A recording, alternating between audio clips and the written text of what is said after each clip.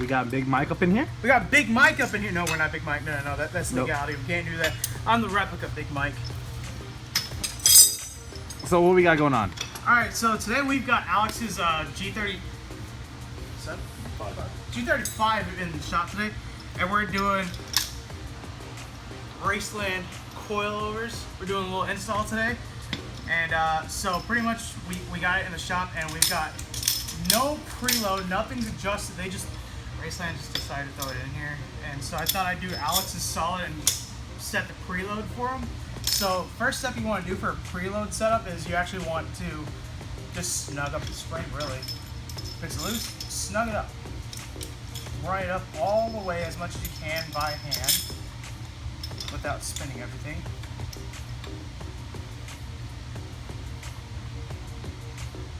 Well, this is actually the DIY way, realistically.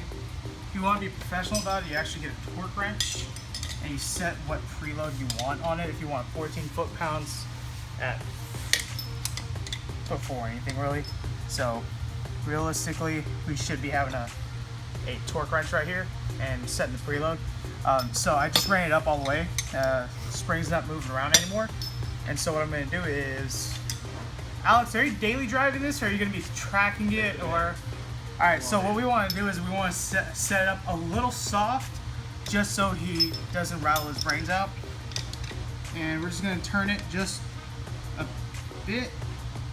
Half a turn, quarter of a turn, well, 3/8 of a turn, and that's as much as she wants to go without being in a vise. So that's as much as we're gonna set it up to. Run up the middle ring all the way.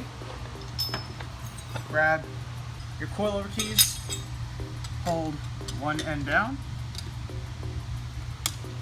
and you're gonna set them up like so, and then you're just gonna run this bottom one up.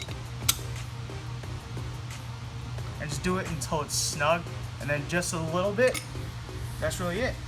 You over tighten them, you tend to risk damaging the aluminum blocks, and so then you're going to be there for like an hour, half an hour with a pry bar or a flathead and hammering out this beautiful piece of aluminum.